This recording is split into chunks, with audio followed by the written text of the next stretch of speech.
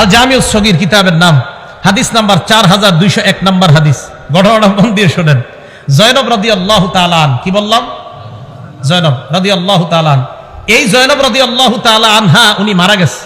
ফাবাকাতিন নিসা, নারীরা কান্নাকাটি শুরু করছে জয়নব রাদিয়াল্লাহু তাআলা আনহা মারা যাওয়ার পর।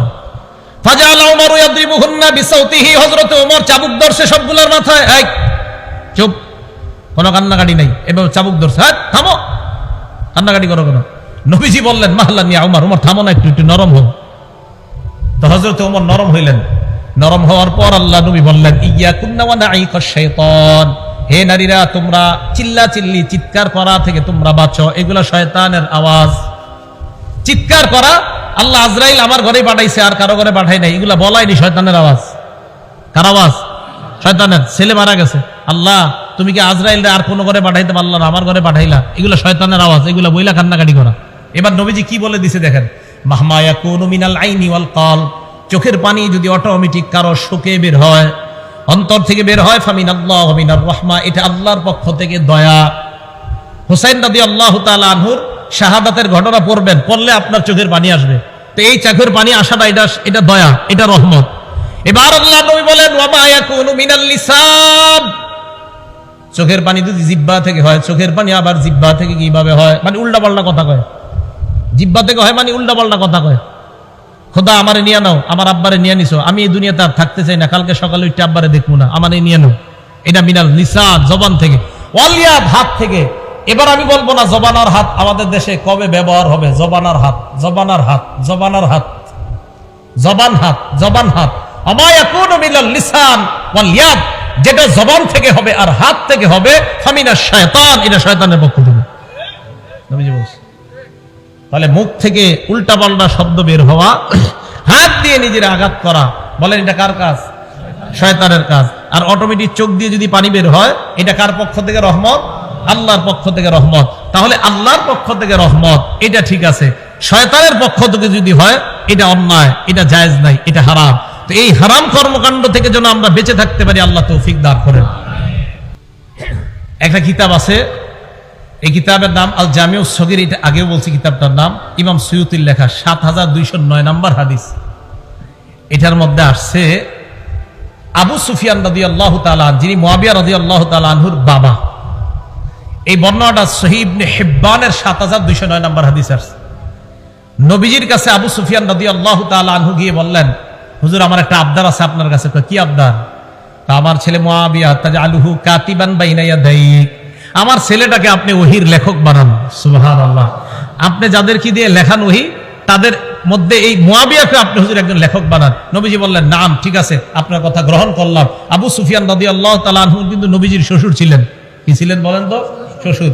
আলেম ছাড়া অন্য কেউ বলতে পারবেন যে আবু সুফিয়ানের কন্যার নাম কি, যিনি নবীর বিবি ছিলেন? ওলামা ছাড়া অন্য কেউ আছেন পারেন বলতে? আবু সুফিয়ানের কন্যা যিনি নবীর বিবি ছিলেন, কি নাম? হ্যাঁ হ্যাঁ, কি নাম? কি নাম? না হইলে তো 500 মাহফিলে গেছেন এনে যারা আছেন। উম্মে হাবিবা, বলেন কি নাম? হ্যাঁ, উম্মে হাবিবা, বলেন তো কি নাম? উম্মে হাবিবা। নবীজি শ্বশুর ছিলেন। তো আয়েশা বলছে আমার ছেলেটাকে আপনি ওহীর লেখক বানান। নবীজি সাল্লাল্লাহু আলাইহি সাল্লাম বললেন নাম, ঠিক আছে, কবুল করলাম। তাহলে ইমাম মুআবিয়া ওহীর লেখক। ইমাম মুআবিয়াকে নবীজি বলছেন হেদায়েত প্রাপ্ত। এমন একজন সাহাবাকে সমালোচনা করব না, তার সমালোচনা শুনবো না। সহিহ বুখারী হাদিস নাম্বার 2924 নাম্বার হাদিস। নবীজি সাল্লাল্লাহু আলাইহি সাল্লাম বললেন আউয়ালু জাইশিম মিন উম্মতি ইয়াগজুনাল বাহরা ক্বাদ আওজাবু। আল্লাহ নবী বললেন আমার উম্মতের মধ্যে যেই দলটা সর্বপ্রথম সমুদ্র পথে যুদ্ধ পরিচালনা করবে, ওই দলটা আল্লাহর জান্নাত ওয়াজিব করবে। আমার উম্মতের মধ্যে সর্বপ্রথম যেই দলটা নৌযান পথে, নৌপথে যুদ্ধ করবে, আমার যেই দল, উম্মতের যেই দলটা সমুদ্র পথে যুদ্ধ করবে, ক্বাদ আওজাবু, তারা আল্লাহর জান্নাত ওয়াজিব করবে। হাদিস খোলেন, নৌপথে সর্বপ্রথম অভিযান পরিচালনাকারী সাহাবার নাম ইমাম মুআবিয়া। এই হাদিস প্রমাণ করে ইমাম মুআবিয়া আল্লাহর জান্নাত তার জন্য ওয়াজিব। আল্লাহর জান্নাত তার জন্য। তাহলে জান্নাত যার জন্য ওয়াজিব, নবী বলে গেলেন ওয়াজিব যার জন্য জান্নাত হয়ে গেছে এমন একজন সাহাবা যিনি জান্নাতের মেহমান। এই সাহাবার কেন সমালোচনা আমরা করব? আমার আপনার তো টেনশন করা উচিত। একজন মানুষ জান্নাতি হয়ে গেছে, আমি আপনি জান্নাতি হতে পারলাম কিনা এই ব্যাপারে আমাদের 24 ঘন্টা টেনশন থাকা দরকার। আমি আপনি জান্নাতি হয়েছি কিনা এই টেনশন আমাদের করা দরকার। উল্টা একজন জান্নাতি সাহাবারে নিয়ে আমরা টেনশন করি, উনি কি কাজটা ঠিক করছে, এই টেনশন। তাহলে যিনি একজন জান্নাতের মেহমান, তারে নিয়ে আমার আপনার টেনশন করা দরকার নাই, উনি জান্নাতি সাহাবা। তো এই জন্য ইমাম মুআবিয়ার সমালোচনা আমরা ইয়াজিদকে কেন্দ্র করে করব না, নূহ নবীর ছেলেকে কেন্দ্র করে নূহ নবীর সমালোচনা যেমন করি না, লূত নবীর বিবিকে কেন্দ্র করে লূত নবীর সমালোচনা আমরা করি না। তো যেমনি ভাবে লূত নবীর বিবি ছিল একজন কাফেরা, এই কাফের বিবিকে কেন্দ্র করে কিন্তু লূত নবীর সমালোচনা আমরা করি না।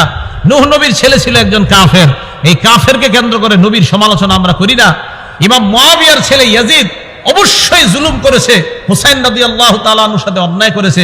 এই জালেম সন্তানের কারণে একজন আদেল ইনসাফগার সাহাবার ব্যাপারে আমরা সমালোচনা করি না, যার ব্যাপারে অনেক সাহাবারা বলেন মা রাআইতু বাদা রাসূলিল্লাহ সাল্লাল্লাহু আলাইহি সাল্লাম আসওয়াদা মিন মুআবিয়া, যে আল্লাহ রাসূলের পরে মুআবিয়ার চেয়ে সঠিক নেতৃত্ব দানকারী পৃথিবীতে আর কাউকে দেখিনি। অনেক সাহাবার বক্তব্য এটা। ইমাম মুআবিয়ার নেতৃত্ব নিয়ে আপনি প্রশ্ন তুলতেই পারবেন না। ওনার দ্বারা ইসলামের যে পরিমাণ কাজ হয়েছে, বিশেষ করে ইলমি খেদমত যে পরিমাণ হয়েছে, ইমাম মুআবিয়া রাদিয়াল্লাহু তাআলা। তো বুঝাইতে চাইলাম, যার ইসলামের এত অবদান, তার ব্যাপারে আমরা সমালোচনা করব, তার ব্যাপারে নাক গলানো এটা আমাদের উচিত না। আল্লাহ বুঝার তৌফিক দান করেন। বুখারী শরীফের 3765 নাম্বার হাদিস, এই হাদিসের মধ্যে আসছে আব্দুল্লাহ ইবনে আব্বাসকে গিয়ে একজন বিচার দিছে ইমাম মুআবিয়ার নামে। বিচার দেওয়ার পরে ইবনে আব্বাস কয় তুমি কি বললা? কয় হুজুর মুআবিয়া তো এই কাজ করে, বিতির নামাজের ব্যাপারে একটা মাসালা। ইবনে আব্বাস কয় দা এটা ছাড়ো মিয়া, এই ব্যাপারে কথা বললো না। ইন্নাহু ফাকিহ, ইমাম মুআবিয়া একজন ফকিহ সাহাবা, ফকিহ সাহাবা। ইমাম মুআবিয়ার আমল নিয়ে তুমি প্রশ্ন তুলতে পারো না, কারণ ইমাম মুআবিয়া একজন ফকিহ। সাহাবারা ইমাম মুআবিয়ার প্রশংসা করতেছে, সাহাবারা ইমাম মুআবিয়ার প্রশংসা। ইবনে তাইমিয়া রাহমাতুল্লাহ লেখছে ইমাম মুআবিয়ার ব্যাপারে আফজলুল মুলুক, লেখছে আফজলুল মুলুক। পুরা পৃথিবীর মধ্যে নবীজির পরে যত নেতৃত্বের গুণাবলী যদি সব দিকে যে পৃথিবীর উন্নতি সাধন হয়েছে কোন মুসলমানের নেতৃত্বের আমলে, ইবনে তাইমিয়া লিখেছেন তিনি ইমাম মুআবিয়া। এই জন্য এমন একজন সাহাবা যার দ্বারা ইসলামের এত খেদমত হয়েছে, বলেন তার কি সমালোচনা করব আমরা? না, আমরা তার সমালোচনা করব না, বরং তাকে আমরা অনুসরণ করব, তার আমলের অনুসরণ করব। আল্লাহ তৌফিক দান করেন। তার আমলের অনুসরণ কেন করতে হবে আমাদের? কথা বুঝেন।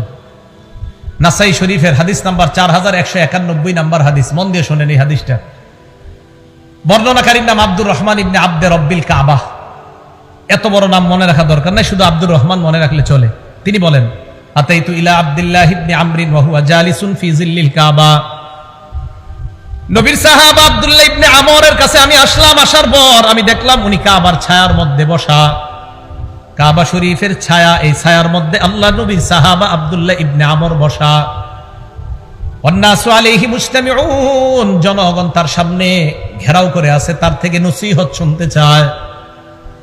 হঠাৎ আব্দুল্লাহ ইবনে আমর বললেন বাইনা নাহনু মা রাসূলিল্লাহি সাল্লাল্লাহু আলাইহি ওয়াসাল্লাম, আমরা আল্লাহ নবীর সাথে ছিলাম, আল্লাহ নবীর সাথে সফর করতেছিলাম। ফি সাফারিন ইদ নাযালনা মানজিলা, সফর করতে করতে এক জায়গায় যাত্রা বিরতি দিলাম, যাত্রা বিরতি দিয়ে সবাই নিজের বাহন থেকে নামলাম।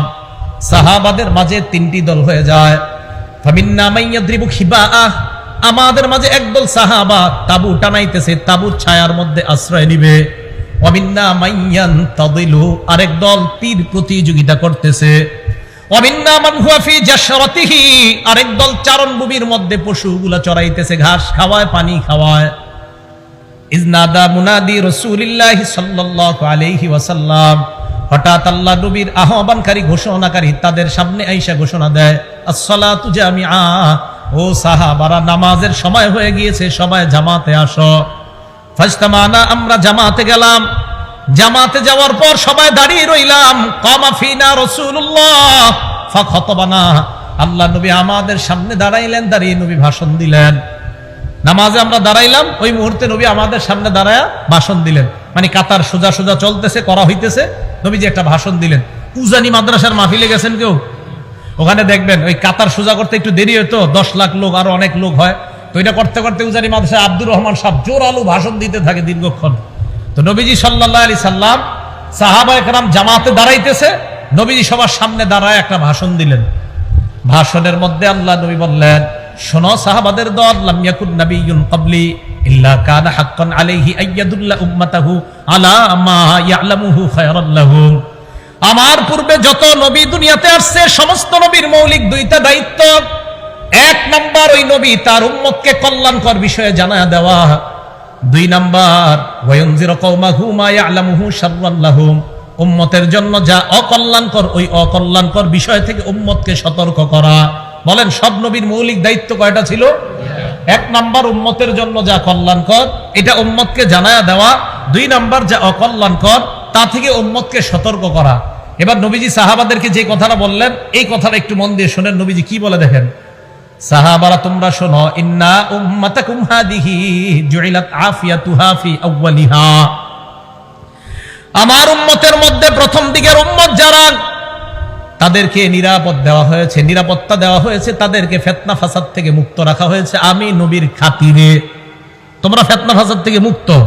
ওয়া ইন্না আখিরাহা, আর আমার উম্মতের শেষে যারা আসবে আমি আপনি আমরা, নবীজি বলেন ফাতাজি উল ফিতান ইউসিবুহুম বালাউন ওয়া উমুর, তাদের কাছে একের পর এক ফিতনা আসতেই থাকবে, ফিতনা আসতেই থাকবে। ইউনকিরুনাহা, যেই ফিতনাগুলা, যেই পরীক্ষাগুলা তারা অপছন্দ করবে। আল্লাহ নবী বলেন ফাতাজি উল ফিতান, ফিতনা আসবে। ফিতনা আসলে ফায়ুদাক্কিকু বাদুহা লিবাদিন, আগের ফিতনাটা পরের ফিতনার কাছে তুচ্ছ মনে হবে। মুসলমান ভালো করে মনে রাখবেন, করোনা ভাইরাসের মধ্যে মনে করেছিলাম এত বড় গজব মনে হয় দুনিয়াতে আর আসে নাই। আল্লাহ নবী বুঝায়, যেই গজবে আছো, পরের গজবটা যখন দেখবা মনে হবে আগের গজবটা পরের গজবের কাছে কিছুই না। ফায়ুদাক্কিকু বাদুহা লিবাদিন, পরের গজবের কাছে আগের গজব কিছুই মনে হবে না। নবী বলেন ফাতাজিউল ফিতনা, ফিতনা আসবে। ফায়াকুলুল মুমিনু হিয়া মুহলিকাতি, ফিতনা আসলে ঈমানদার বলবে আমাকে এই ফিতনা ধ্বংস করবে। ফাতান কাশিফ, ফিতনা উঠিয়ে যাবে। সুম্মা তাজিউল ফিতনা, আবার ফিতনা আসবে, ঈমানদার মনে করবে আমি ধ্বংস। নবীজি বলেন ফাতান কাশিফু, আবার ফিতনা উঠে যাবে। আল্লাহ নবী কয় শোনো, গজবের মধ্যে তোমাদের মরণ হয়েও যেতে পারে। মরণ যদি তোমাদের হয়ে যায়, আল্লাহ নবী বলেন ফালতুদরিকহু মাউতাতুহু, তোমার মরণটা যেন এমন অবস্থায় হয় ওয়া হুয়া মুমিনুন বিল্লাহি ওয়াল ইয়াউমিল আখির। আল্লাহ নবী বলেন ওই গজবের সময় যখন তুমি মরবা, তোমার মরণটা যেন এমন অবস্থায় হয় যে তুমি আল্লাহ মানো আর আখিরাত মানো। নবী কয় যদি তুমি দুইটা জিনিস চাও, কি? মান আহাব্বা আইয়ুজাহজাহা আনিন নার ওয়া ইউদখালাল জান্নাহ, যদি তুমি জাহান্নাম থেকে মুক্তি চাও আর জান্নাতে যাইতে চাও, এই গজবের জামানার মধ্যেও যদি তুমি জান্নাতে যেতে চাও, নবীজি বলেন তোমার মরণটা যেন ঈমানের সাথে হয়, আখিরাতকে বিশ্বাসের সাথে হয়। এমন অবস্থায় যদি তুমি মরো, ইনশাআল্লাহ তুমি জান্নাতে প্রবেশ করবে। তো নবীজি আমাদেরকে সতর্ক বাণী দিয়ে গেলেন, সতর্ক বার্তা দিয়ে গেলেন। এখন এই একটা হলো কি কল্যাণ, বলেন একটা কি কল্যাণ, আরেকটা অকল্যাণ। এই কল্যাণ অকল্যাণ নবীজি সাহাবাদেরকে শিখিয়ে গেছে। সাহাবারা পরবর্তীদেরকে এইভাবে বলতে বলতে আমাদেরকে সাহাবায়ে কেরাম এইভাবে শিখিয়ে গেছে। এখন আমি যেই কথাটা পয়েন্টটা আপনাদের সামনে বলতে চাই সেটা হলো এই, সাহাবায়ে কেরামদেরকে তো নবীজি বলে দিয়েছেন দুই জিনিস, এখন সাহাবাদের রিঅ্যাকশনটা কি দেখেন। নাসাই শরীফ হাদিস নাম্বার 4149 নাম্বার হাদিস, হাদিসের বর্ণনাকারী উবাদা ইবনে সামিত রাদিয়াল্লাহু তাআলা তিনি বলেন, বায়ানা নবিয়্য সাল্লাল্লাহু আলাইহি ওয়াসাল্লাম আলা সামঈ ওয়াত তাআত ফিল ইউসরি ওয়াল উসরি ওয়াল মানশাতি ওয়াল মুকরাহি ওয়া আল্লা নুনাজিআল আমরা আহলা ওয়া আন নাকুমা বিল হাক্কি হাইসু কুন্না লা নাখাফু ফিল্লাহি লাওমাতা লাঈম। উবাদা ইবনে সামিত বলেন, নবীজির হাতে আমরা বায়াত হলাম, এই মর্মে বায়াত হলাম, আলা সামঈ, নবীর থেকে যা শুনবো, ওয়াত তাআতি, আমরা তা মানবো। এবার বাংলা স্লোগানটা দিতে হবে, যা শুনবো, আবার যা শুনবো। তাহলে সাহাবারা নবীর সাথে বলছে হুজুর আমরা বায়াত হলাম, যা শুনবো তা মানবো। শিখাইতে শিখাইতে আমাদের পর্যন্ত আসছে। এখন আমি আপনাদের জানতে চাই, আমরা নবীর থেকে যা শুনবো তা মানবো, আমরা ওয়াদা হইছি, ওয়াদাবদ্ধ হইছি। কিভাবে? ফিল ইউসরি, সহজ অবস্থায় নবীর কথা মানবো, ওয়াল উসরি, কঠিন অবস্থায় নবীর কথা মানবো, ওয়াল মানশাতি, সুখেও নবীর কথা মানবো, ওয়াল মুকরাহি, দুঃখেও নবীর কথা মানবো।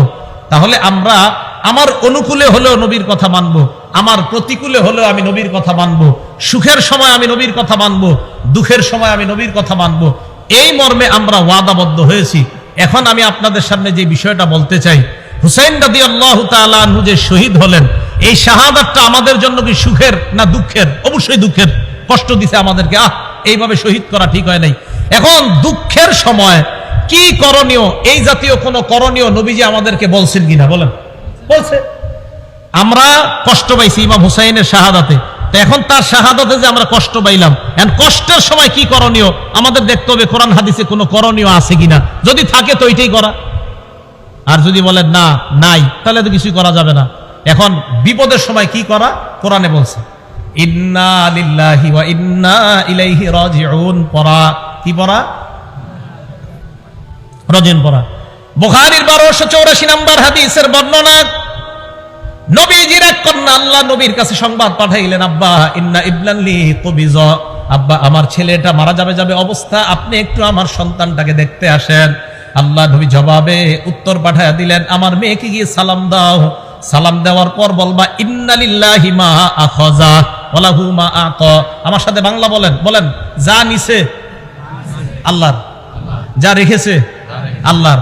গ্রাম্য বাংলায় যেটা নিয়ে গেছে এটা আল্লাহর, যেটা রেখে দিছে এটা আল্লাহর। সহিহ বুখারী হাদিস নাম্বার 1284। তো নবীজি সাল্লাল্লাহু আলাইহি সাল্লাম বললেন, দুনিয়া থেকে যদি কিছু উঠায়া নেয় এটাও আল্লাহর, দুনিয়া থেকে যদি কিছু রেখে দেয় আমাদের জন্য এটাও আল্লাহর। কারো 4টা ছেলে আছে, 2জন মারা গেছে, 2জন আছে, 2জনকে নিয়ে গেছে, এই 2জন কার? 2জন বেঁচে আছে, এই 2জন কার?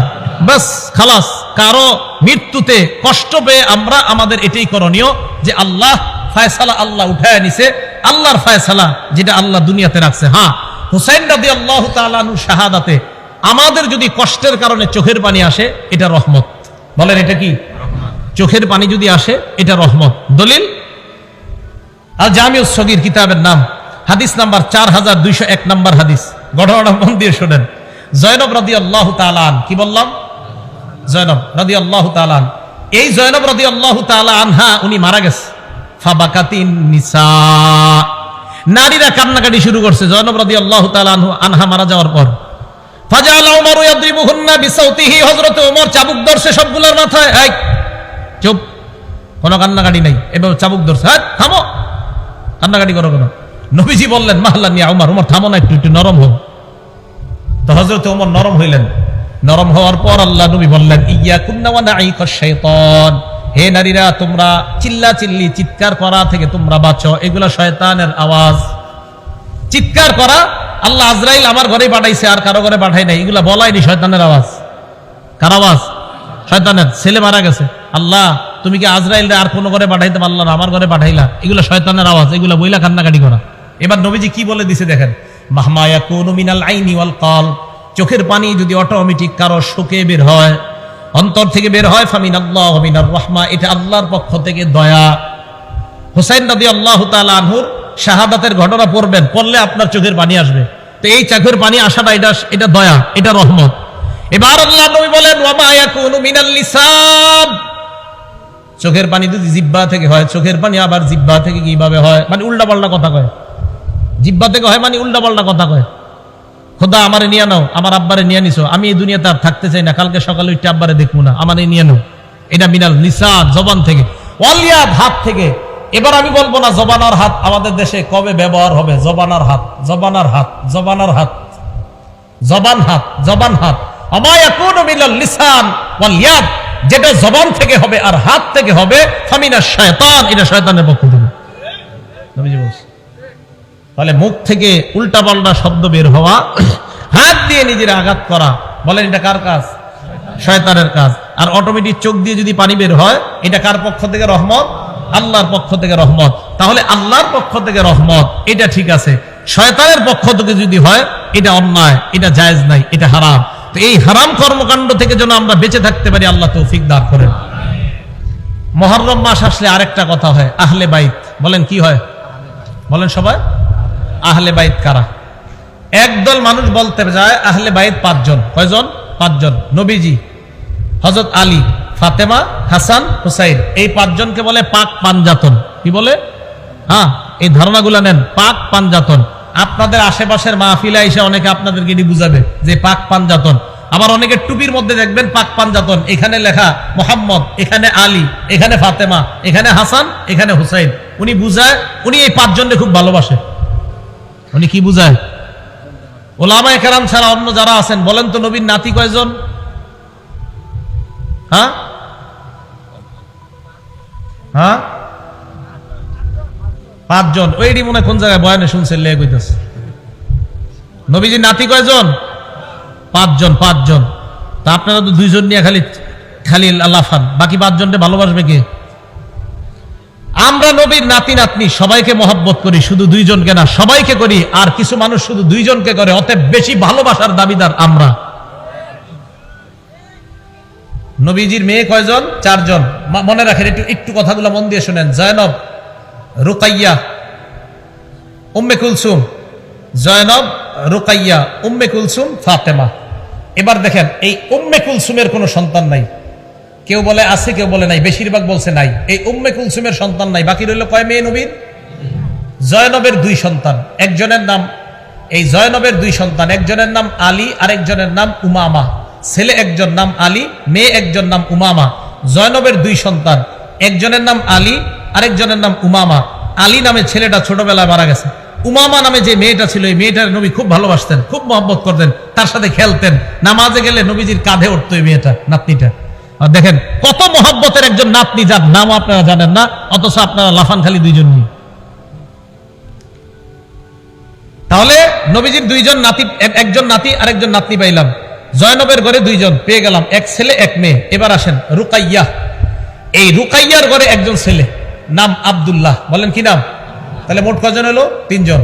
ফাতেমা রাদিয়াল্লাহু তাআলা আনহার সন্তান আপনারা সারা জীবন জানেন 2 জন। জন্মের পর থেকে 2 জন, মনে হয় মায়ের পেটেও শুনিয়েছেন যে হাসান আর হুসাইন। হযরত ফাতেমা রাদিয়াল্লাহু তাআলা আনহার সন্তান 5 জন। বলেন কয়জন? 5 জন। গণেন। হাসান, বলেন হুসাইন, মুহসিন, জয়নব, উম্মে কুলসুম। হ্যাঁ, ওই 2 বোনের নামে নাম রাখছে নিজেদের 2 মেয়ের নাম। হযরত ফাতেমা তার 2 বোনের নামে নিজের মেয়ের নাম রাখছে। তাহলে হযরত ফাতেমার 5 জন সন্তান, হাসান, হুসাইন, মুহসিন, জয়নব, উম্মে কুলসুম। জয়নবের 2 সন্তান, ওই নবীজির মেয়ে জয়নব, একজন ছেলে একজন মেয়ে, 7 জন। রুকাইয়ার 1 সন্তান, এই হলো মোট 8 জন। 5 জন নাতি, 3 জন নাতনি। আমরা নবীর নাতি নাতনি সবাইকে মহব্বত করি, শুধু 2 জনকে না। একদল মানুষ শুধু 2 জনকে মহব্বত করে, আমরা সবাইকে মহব্বত করি। অতএব ভালোবাসার বেশির দাবিদার আমরা, তারা না। কথা মনে থাকবে তো? এখন আসেন, আহলে বাইত কারা? আহলে বাইত মানে একদল মানুষকে, এই 5 জন। আহলে বাইত দ্বারা 1 নাম্বার উদ্দেশ্য বিবি। বলেন 1 নাম্বার উদ্দেশ্য কি? হ্যাঁ, তার মানে আহলে বাইত দ্বারা নবীর বিবিরা 1 নাম্বার উদ্দেশ্য হবে। হুজুর আপনি কই লইব বিবি উদ্দেশ্য? দলিল দেন। দলিল মানে কোরআনের দলিল।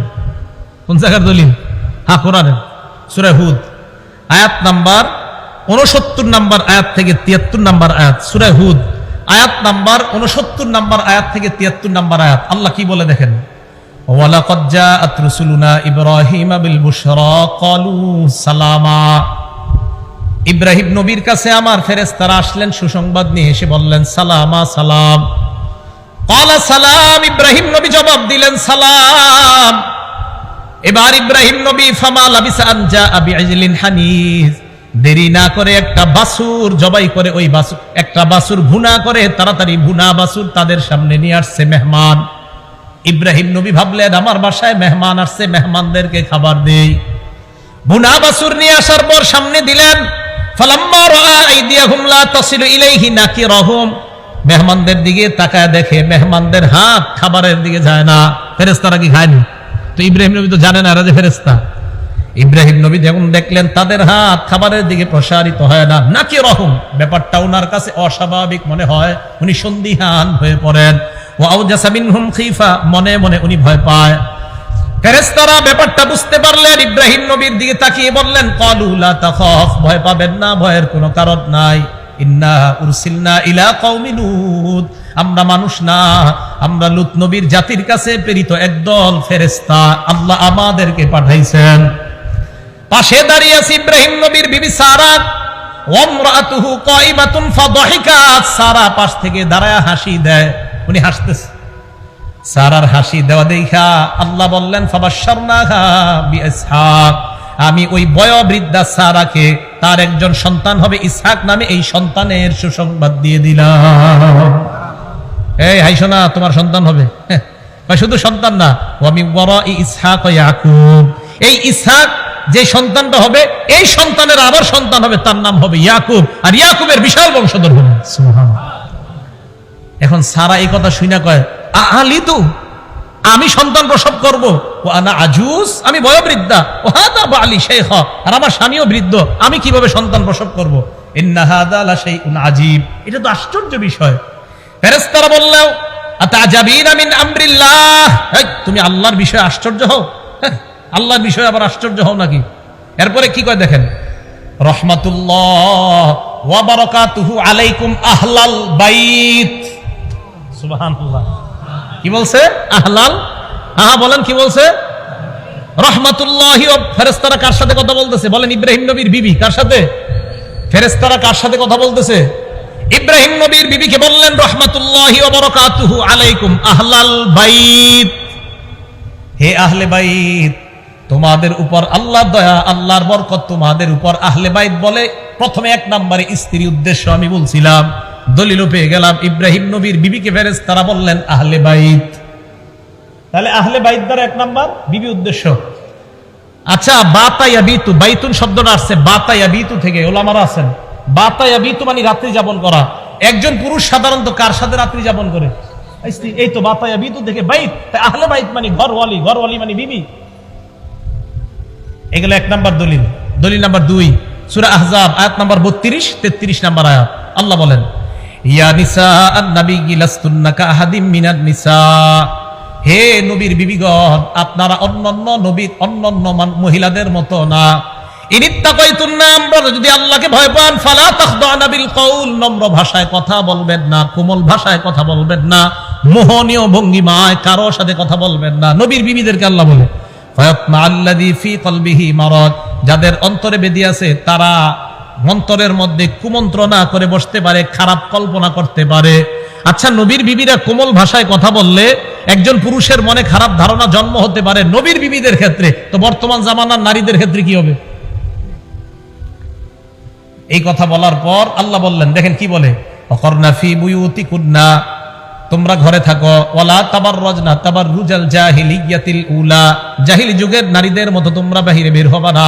হ্যাঁ, শুনতেছেন তো? দেখেন কি কয়, বলেন তো আল্লাহ এই কথাগুলো কাদেরকে বলতেছে? নবীর।